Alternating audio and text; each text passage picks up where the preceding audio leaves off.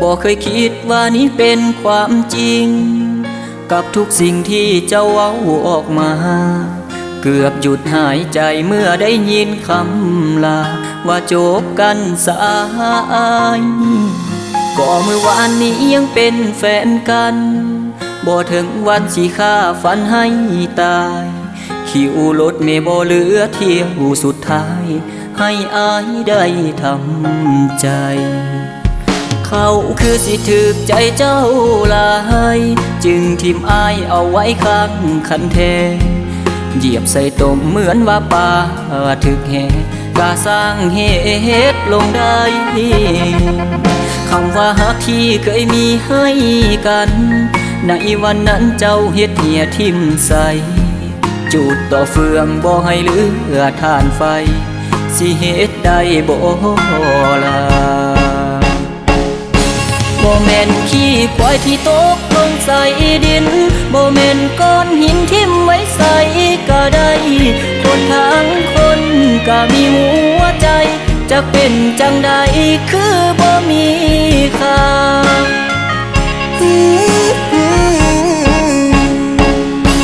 บ่แม่นของลิ้นเจ้าดอกเด้อผู้สายบ่แม่นของตาเย็ดใส่ไผก็ได้คนทางคนบ่แม่นของขี้ควายจะเป็นจังใดคือมาทิ่มกันมันเจ็บปานว่าฟ้าผ่าแลง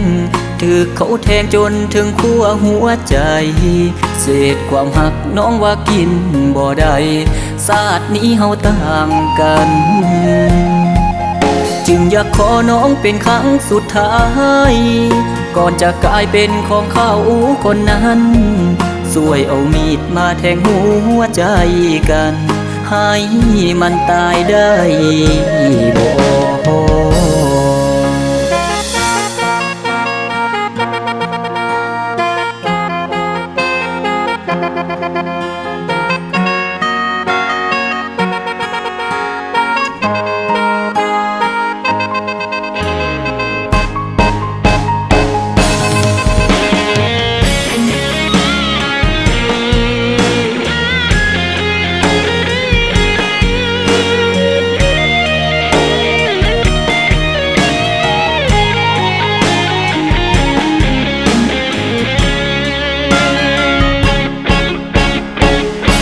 บ่แม่นขี้ควายที่ตกลงใส่ดินบ่แม่นก้อนหินทิ่มไว้ใส่ก็ได้คนทางคนก็มีหัวใจจะเป็นจังใดคือบ่มีค่า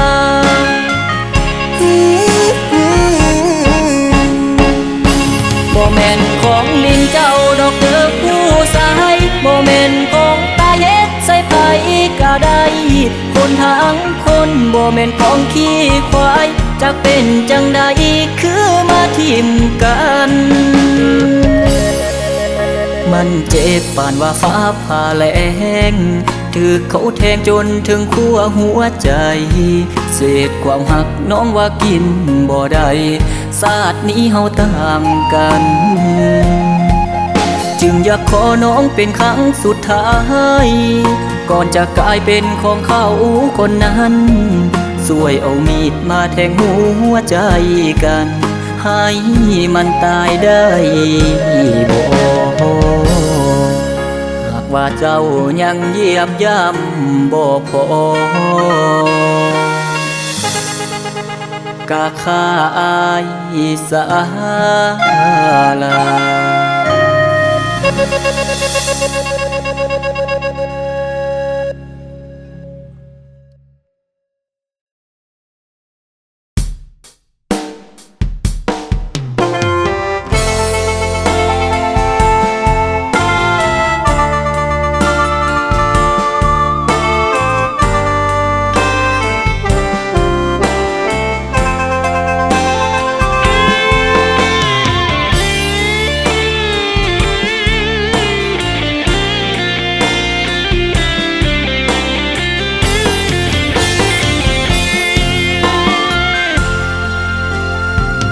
เฮาเลิกกันน้อง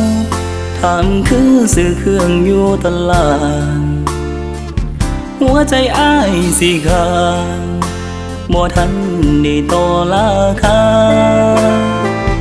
บ่มีสิทธิ์ให้เลือกยังตัวเดียวคันบ่เอาก็อย่าเปิดจิ๊กซอว์ใบสุดท้ายออกมาเห็นแต่น้ำตาเต็มห้องหัวใจ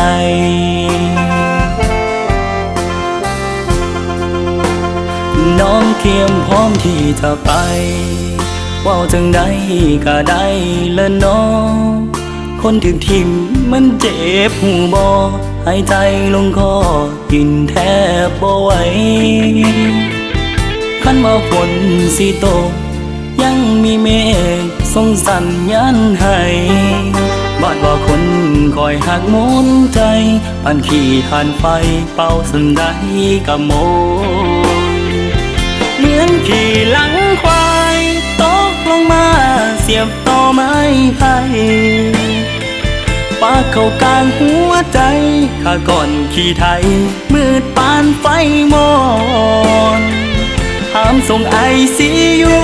น้ำตาคอยตัวไหลจนท่วมปอดมือแปรด้านปานว่าคนตาบอดถือไฟเจ้าสอดเกือบคอหักตายฝ่าพาแรงกายังทนได้คนเป็นไข้กินยาก็เศร้าแต่หากอายที่มอบให้เจ้าหมุนเป็นขี้เท่าจังแม่นคักหลายบ่เหลือหอดเส้นผมขนาดพัดลมยังบ่แนมเบิ่งอายบีบแก้แซงทางโค้งบายบายแล้วปล่อยให้อายกลืนกินน้ำตา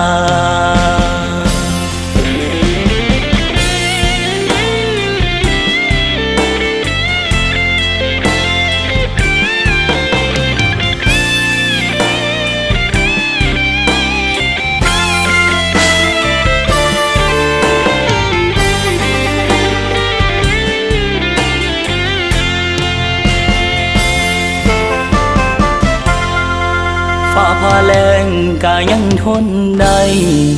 คนเป็นไข้กินยาก็เศร้าแต่หากอายที่มอบให้เจ้าหมุนเป็นขี้เท่าจังแม่นคักหลายบ่เหลือหอดเส้นผมขนาดพัดลมยังบ่แนมเบิ่งอายบีบแก้แซงทางโค้งบายบายแล้วปล่อยให้อายกลืนกินน้ำตาเหมือนขี่หลังควายตกลงมาเสียบต่อไม้ไผ่ปากเข้ากลางหัวใจข้าก่อนขี่ไทยมืดปานไฟมอนห้ามส่งไอซียูน้ำตาควายตัวไหลจนท่วมปอดมือแปรด้านปานว่าคนตาบอดถือไฟเจ้าสอดเกือบคอหักตายหายใจโตก็บ่มีความหมายหมุนผ่านเม็ดทรายหัวใจของอาย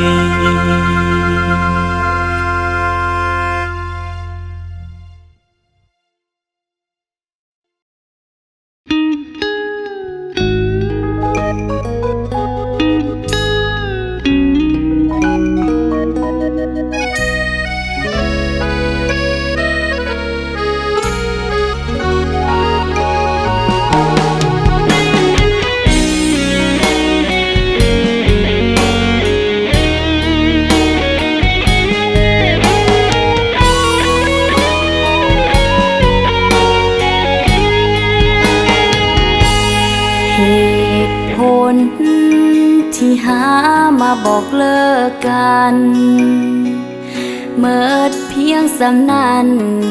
นี่บ่หากันหลายปีเกิดอิหยังขึ้นนะมันแม่นความจริงบ่นี่สิทิมกันแล้วติบ่มีทางเลือกแล้วบ่เฮาเข้ากันบ่ได้เว้าใส่จังแม่นเจ็บหลายหากันมา เกือบตายจบกันง่ายๆแบบนี้บ่นออ้างใส่ดินใส่ฟ้าบาดสิว่าอายยังดีบ่พอให้กำลังใจกันคักแท้เนาะบอกคิดเห็นบ่ตอนเคยมีใจน้องดีเกินไปคนสิไปก็เว้าแบบนี้อยากให้พบคนอื่นที่ดีแล้วคนสิหนีไผก็เว้าได้แต่ผู้มันถึกทิ่มเต็มที่ละน้องหัวใจตัดเครือบ่ให้เหลือไปใจดำเกินไปติดคนหากันคำเว้าสั้นๆอ้ายนั้นสิหูบ่นอคนสิตายคือน้องหูบ่แค้นขอเจ้ารอหายใจบ่ทันขอได้บ่อายข้าน้องให้ตายลงสมองหันหากว่าเจ้ากับเขาคนนั้นสิเป็นแฟนกันข้าน้องได้บ่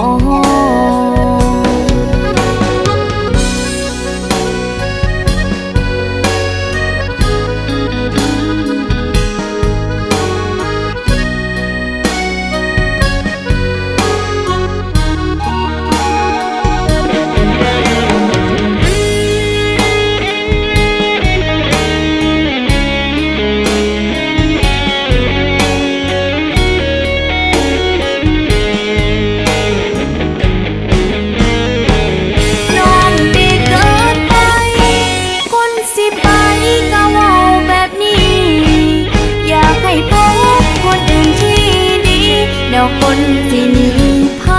เขาเอาได้แต่ผู้มันถึกทิ่มเต็มที่ละน้องหัวใจตัดเครือบ่ให้เหลือไปใจดำเกินไปติดคนหากันคำเว้าสั้นๆอ้ายนั้นสิหูบ่นอคนสิตายคือน้องหูบ่แค้นขอเจ้ารอหายใจบ่ทันขอได้บ่อายข้าน้องให้ตายลงสมองหัน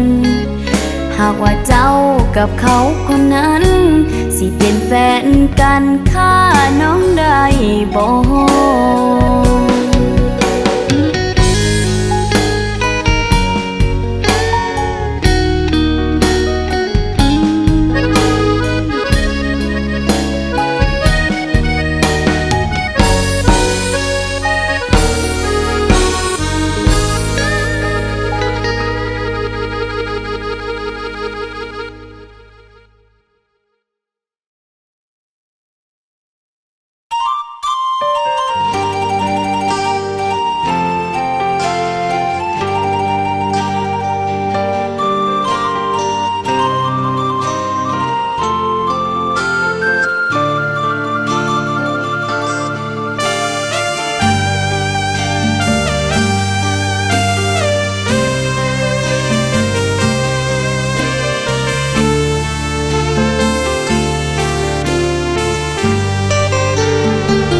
เปรียบเหมือนน้ำค้างค่อยๆจางเมื่อถูกแดดเผาตอนใหม่ๆก็หวานบ่เศร้าพอสีเริ่มเก่าก็ค่อยหายไปเหลือแต่การเวลากับหยดน้ำตาเข้ามาแทนใจหักแท้เลยกินบ่ได้เบิดทางสิให้ไปต่อผู้สายบ่ฮู้จักพอทุกก้าวไปต่อล้วนแต่ปิดบังมืดเหตุผลที่ต้องทนฟังจับหน้าใส่หลังก็หามาใส่อ้างนั้นอ้างนี้เหตุผลหมดปีแนวคนหมดใจอยากจะหนีจากโลกนี้ไปเบื่อคนหลายใจนิสัยผู้ สายคำเดียวที่น้องอยากขออย่าตัวใครอีกเด้อต่อไปผู้หญิงก็มีหัวใจกินแล้วอ่อยไฟมันเจ็บเด้อายปานว่าแมวกินซีนบ่มีมืออิ่มเลยเนาะผู้ชายกินหอดกลางกะสร้างเป็นตาหนายเขียหาความหมายบ่เห็นในสายตา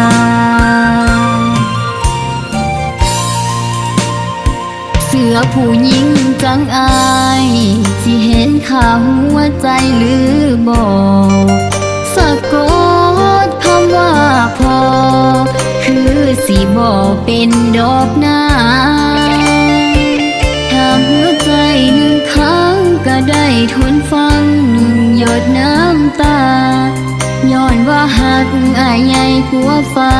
จึงได้แต่ภาวนาให้อายเห็นใจ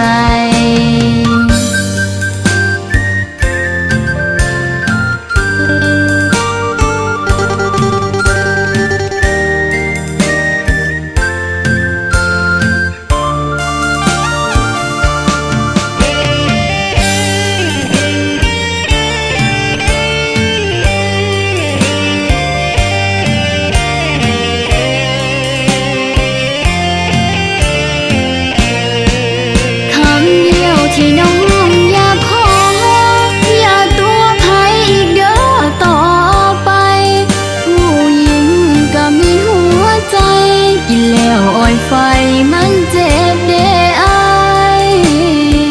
ปานว่าแมวกินซีนบ่มีมืออิ่มเลยเนาะผู้ชายกินหอดกลางกะสร้างเป็นตาหนายเขียหาความหมายบ่เห็นในสายตา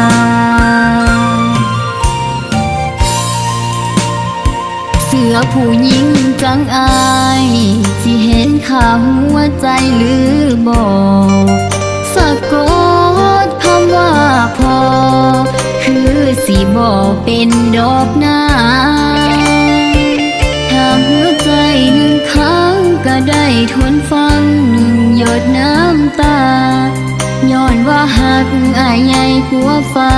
จึงได้แต่ภาวนาให้อายเห็นใจ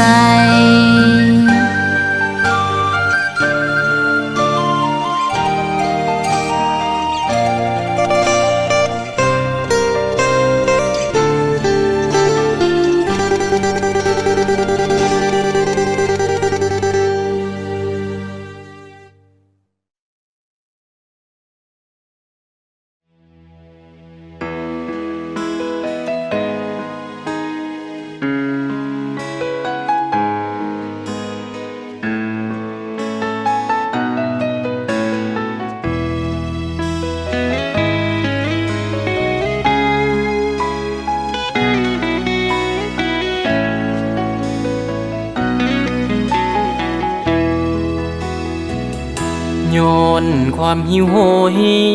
บวกกับห่างกายอ่อนล้าบินผ่านห้อมผู้ห้อมผา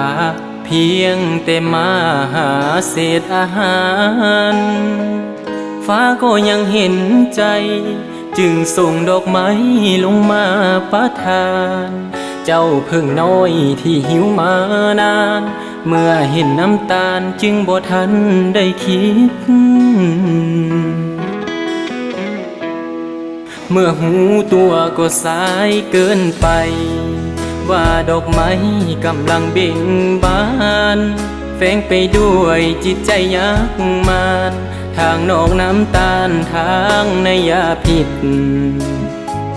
จนหน้ามือตาลายกิ่วปานเส้นได้สตาชีวิตเหยียบเส้นตายจนเนื้อผมลิขิตบ่เคยจะคิดว่าสิเป็นแบบนี้ผู้หญิงก็เหมือนดอกไม้แต่ข้างในหัวใจนางมารพิษงูเห่า ผสมน้ำตาลคนถึกประหารคืออายคนนี้ภายนอกหอมดังดอกไม้แต่ภายในเหมือนมารฮาวีเพชรสะขาดหัวใจอีหลีสลากสีแดงนี้ต้องยกให้เจ้าสารพิษที่ดื่มเข้าไปเผาหัวใจบ่มีที่หักษาหมดกำลังจะบินขึ้นฟ้าเพิ่งน้อยเหลือค่าแต่เพียงความเหงาตกลงมาใส่ดินน้ำตาไหลลินแงนคอแนมเจ้าสุดท้ายก็กลายเป็นขี้เถ้าตายอยู่ข้างเสาเฝ้าต้นดอกไม้